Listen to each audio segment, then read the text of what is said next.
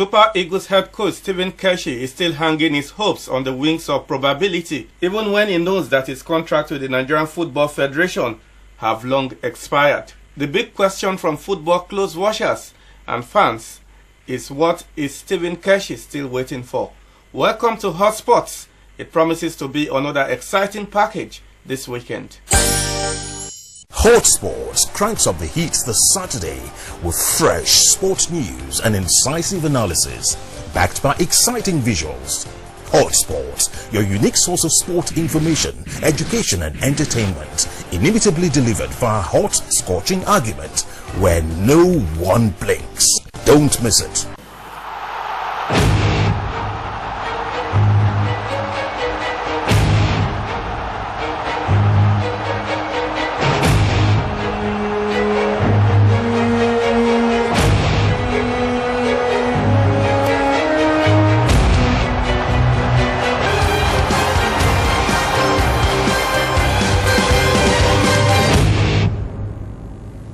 It will be another weekend of exciting football in the major leagues in Europe. In the English Premier League on Saturday, West Brom welcomes Arsenal, Queen's Park Rangers host Leicester City, Swansea confronts Crystal Palace, West Ham will be at home to Newcastle. Also on Saturday, Liverpool hopes to jettison their sluggish form against Stoke City, while league leaders Chelsea hope to maintain their unbeaten run when they go away to Sunderland. Manchester United will attempt to hold firmly to a lead zone when they welcome Hull City to Old Trafford. On Sunday, it will be Southampton against Manchester City, while Tottenham and Everton slug it out at White Hart Lane. In the Spanish La Liga, it will be Malaga-Real Madrid on Saturday, while record-breaking Lionel Messi leads Barcelona to Valencia on Sunday. Of course, on the main issue today, we shift focus to the Nigerian Premier League, where we can tap the raw materials that we need to boost the senior national team, the Super Eagles. On our main focus this week, producer Ufomo Osusu chats with the chairman of the league management company, Honorable Nduka Irabo, on some major issues in the just concluded Nigerian Professional League and the way forward for domestic football as we await the kickoff of the new season. What are the next steps now that the league management company governance structure has been ratified by the Nigerian Football Federation? What does it portend for league administration in Nigeria? Stability. We designed the league management company in such a way that we won't suffer from the hiccups that football league had in the past suffered in this country. We have a more stable, predictable transition or appointment or selection process. Today, or before now, several managers of the league had often been thrown up just because of sometimes personal differences, sometimes rivalries on the field spilling over back to the boardroom, and there were several incessant changes of the managers. Hopefully now we won't have that. There's going to be a big search to find who the chairman of the league would be. Along with the chairman will be two independent other persons. And because it's inclusive and actually is meant to be executing the business of the club owners too will be involved with the governance. So they too will also have 3 members on the board. So you have a 7-man board, a chief executive officer who will be selected based on established reputation or performance. Then there will be the chairman who is going to be an independent. There will be a deputy chairman or a second person who also will be independent. Then there will be the clubs. Rather than subjecting them to annual elections, which does not augur for stability, or 4-year election, there will be a selection process. They will have 2 terms renewed, 1 term renewed for a 2nd term. After that, if the board so desires that they stay, they will do 2 terms. After that, the board going out and members selected by the clubs themselves will sit down and search from within the society of independent-minded people. They do not have to be football lovers. They just have to be fair-minded, business-inclined, and trustworthy to become the chairman of the club. So this will be taken away from the clubs appointed from within themselves, which we found out previously was always part of the problems that they had. So we've gone away from that era. With this new management structure, it appears the LMC will now have the liberty to add some more fresh breath to the league. Certainly that liberty we had begun to enjoy, but because of this uncertainty created by opposition to it, it had limited our ability to perform. Right now, yes, we can go to anybody's door and knock on it very boldly and ask to do business or forge some kind of affiliation or partnership without the fear that we might not be there tomorrow. I mean, whosoever is appointed on the board. This is very necessary. You want to build a long-term relationship. The man you are engaging should see that you will be there to protect terms of agreement. It's only until you have a stable board that people can come out and deal with you and evolve agreeable partnership terms. But if you are not there tomorrow, the man is wondering, why did I spend all my time talking to him? A new person will suffer that hiccup, that change that you've caused by your departure because of one disagreement among board members and all that. So hopefully we've gone past that, and that essentially is the highlight of this. Some believe there will be a kind of election of officers into the league management company. No, we'll be doing selection, and this is not strange. You know, we love, or we tend to talk and act like we understand the English Premier League. You know, we take time after this program, go and check what the English Premier League is about. You have two men on the board, a chairman and a chief executive officer. Well, we needed to adapt this to our own local conditions, so we have 7. But even that chairman is selected, no election. And why do they do that? They want an impartial person. The business of football requires some impartiality. That's why you have a referee. You might be a great football manager, but you might not be a business manager. So you go out and look, recruits, seek assistance, seek people that have credibility, because you are meeting other publics, other corporates who want to engage you in some partnership. That person talking should be somebody trusted, right? So you don't bring out somebody and say it's an ex-international or he's been appointed by the governor, so he's the chairman of the club. Then he should come and represent the fortune of several other clubs, or ask him to make a decision in which he too has an interest. You know, so that impartiality, you know, can only be guaranteed if you have independence. But again, we're not just having those independence. So that you know what is happening, you are going to have to contribute to the constitution of that board of governors, or if you like, board of directors. The clause will bring 3, then there'll be 3 independents and the chief executive officer. We saw a number of innovations such as Wonder Goal Award for players, Financial Merit Award for clubs. How have these impacted on performance in the just concluded season, and what future plans are in store for the Nigerian Professional League? I'm happy you call them innovations. This is what we do at the LMC. Keep trying to figure out how to solve what we perceive will make the league better, or what we perceive is a problem in the league.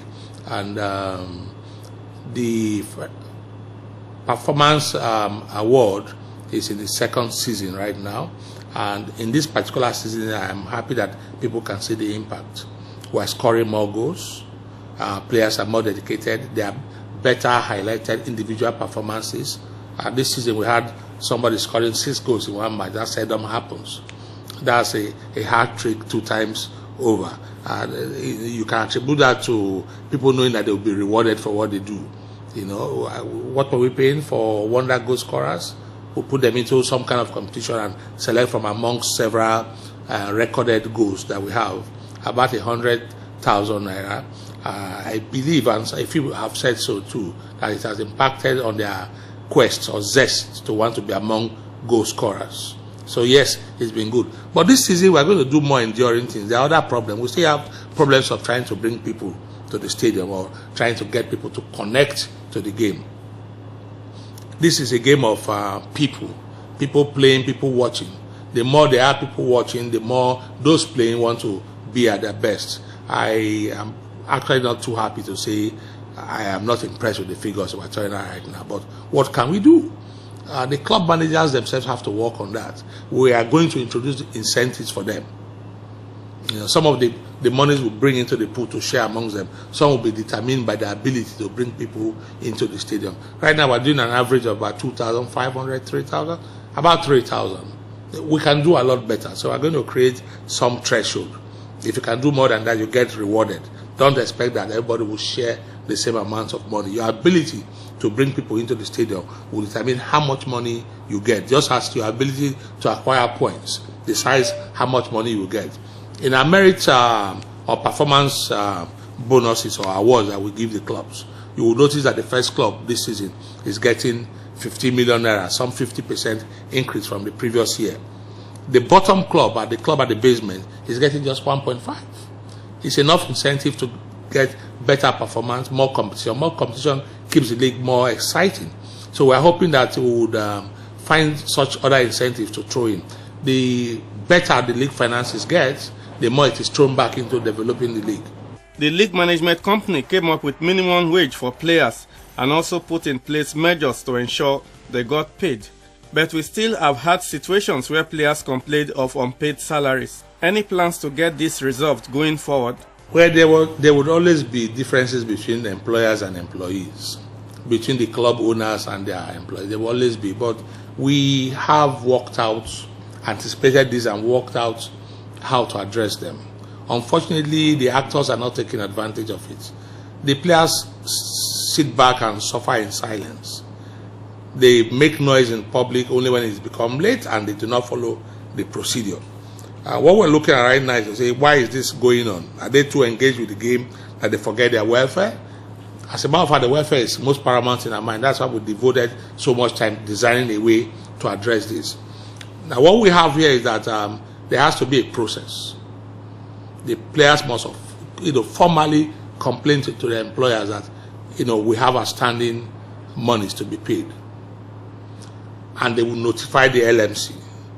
The LMC will step in only after a period of time. I think we have some 45-day period or so, and cause enforcement. But how then do you enforce this?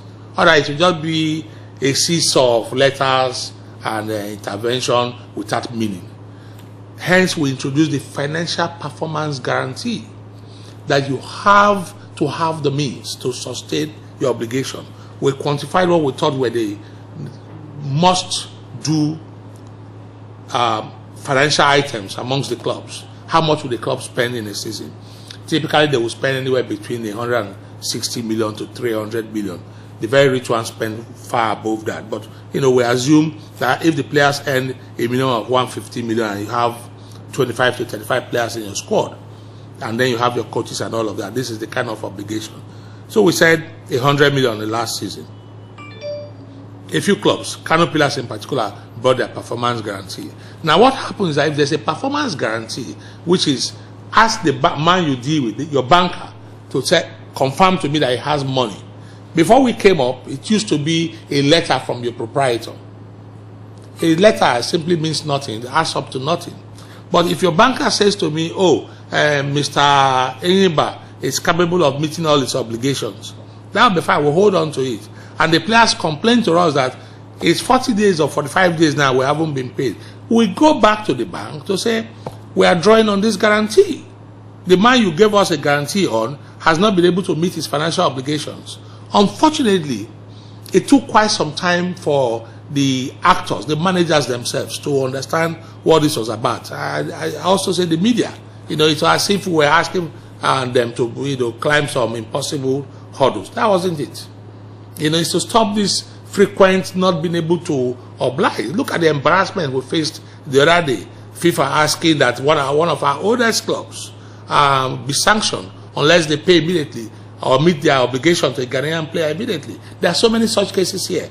The only way to deal with it, and we understood our environment, the only way to deal with it is to be sure that you have money before you got it. Partially it would appear people around us understood what we're trying to do, but they didn't fully get it. But I'm so happy the way this season went. Not happy that players were being owed or players were out protesting, but I'm happy that the point has been underlined. That you can't get into this business without showing that you have the money. Even the richest state governments were defaulting, because the truth really is that football is not a priority to them. And then you don't just use poor, hapless footballers. They play the game, they popularize your state or the name of whatever you've chosen to give in to them. They give you a good feeling being a proprietor of a club, yet you will meet the obligations to them. Before the beginning of the new season, we are going to insist again, and hopefully this point will be very clear to everybody that, yes, that's the formula. That is the solution. Give me a performance guarantee. You can come in. You know, so we are going to be stricter this time. That performance guarantee is what we need. So when there are complaints, which always happens when business is not going well, but hey, there's a certain minimum threshold that you must meet. Club ownership structure in the country is basically in the hands of states, and the LMC is known to have canvassed for community club ownership. Can you throw more light on how this can work and the benefits? I like that. We have to look back. How did football clubs get off in this country? Not too long ago, most clubs were owned by towns. A few gentlemen in towns get together. They want the Port Harcourt Red Devils, MPA, Workers' Union, set up together. Over time, the military in particular, wanting to find a way to become popular amongst the people they had forced themselves on, chose to make it a government business, to begin to finance clubs. That was when fans began to pull back. At some point, deep pockets, the late Adebayo, late Abiola, Ikbazu, all over the country, Abdul Salam, I hope I got that name right, started coming up. But you would see that even deep pockets would have their own demise at some point. Once they go down, once they cease to exist, their clubs cease to exist. They don't endure. Now, what is the story behind those clubs that are clocking 103 years, 100 and so years history? Accra House of Folk, next door, just celebrated 103 years. What is the story behind that? The community. That indeed is how most of the big clubs will revere and follow. The Uniteds, the Chelseas and co. That's how they started. The big time owners, Abramovich and co, are only just later day additions. Clubs have always belonged to the community. What it does for you, it projects your image as belonging to a group of persons. We have to find a way to go back to that place. So we are saying, first of all, 50% of all the government-owned clubs are available for the public to buy. We can't enforce it if we don't have takers.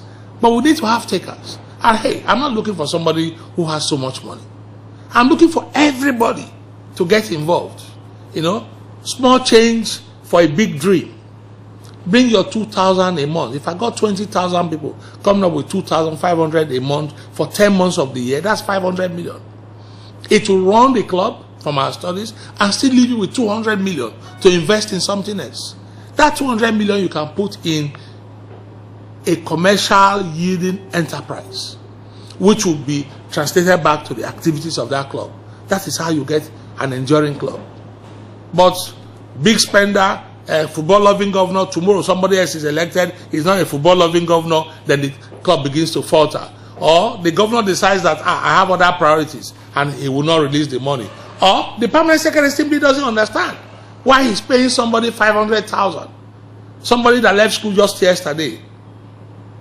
But for the community, putting their resources together, they will come to the stadium, they will make the game look more attractive, then advertisers will find something they can ride on.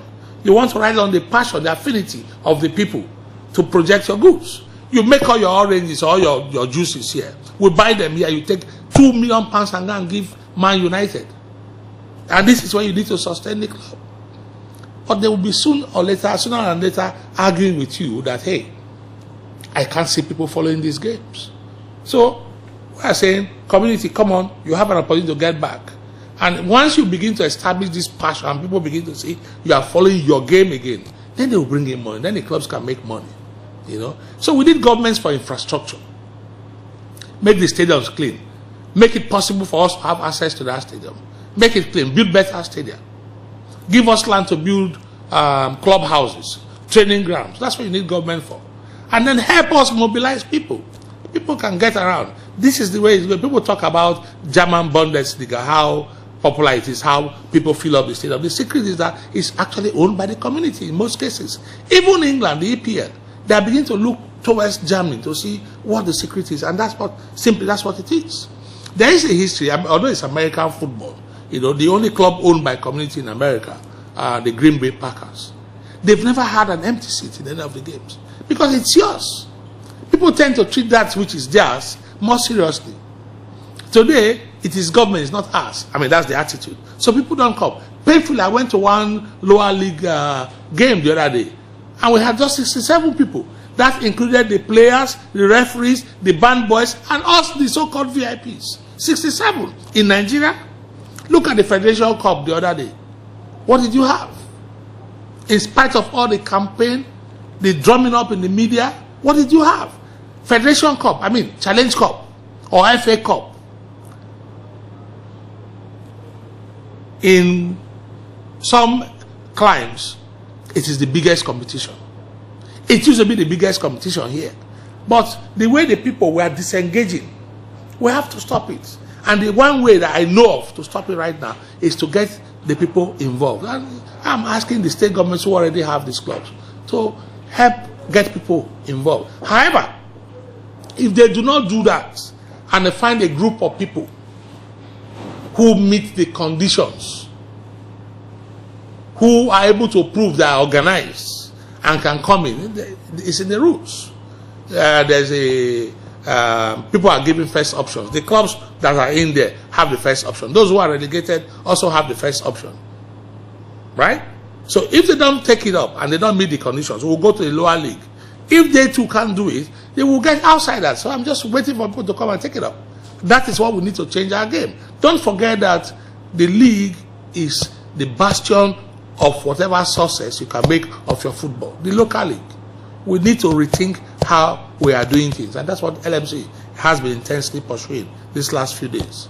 Some have advocated for the conformity of the league season calendar with other world leagues. What do you think about this? I think I've had stuff like that, that we need to synchronize with Europe. Is that what you're saying? Listen, it's not a relevant argument. Very trite. The important thing is to be able to at least get the league going and play successfully. Whether we start in January or we start in July, it doesn't really matter.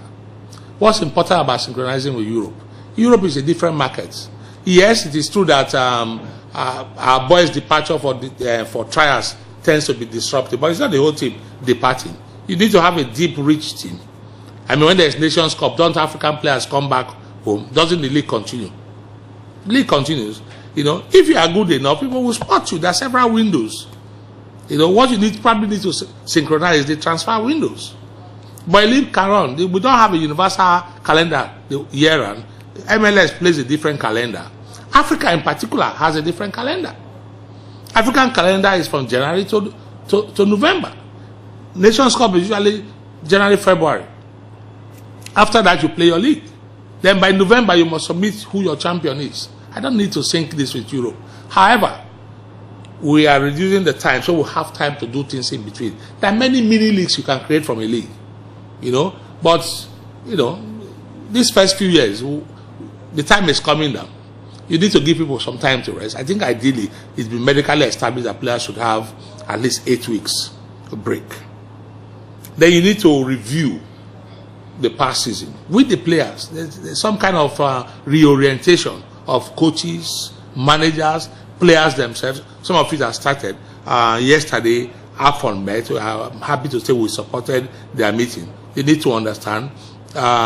Tonight, some people will be traveling to understand player transfer easily. Some of them are club managers. You need a break for them to assimilate new knowledge, and we'll bring in people to talk with them too. So all of this time will determine when we'll start. Of course, the licensing process tends to be a clumsy, tasking process at this initial stage. We are going to do licensing again. We're not going to rush into anything without clubs being licensed. There are certain obligations that clubs need to meet for us to be sure that they are really qualified to be in the league.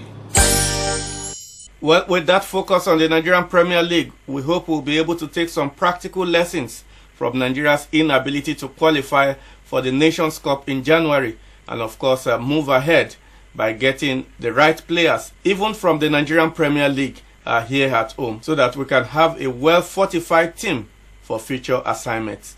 That's how far we can go on Hotsports this weekend. We'll be back again next weekend.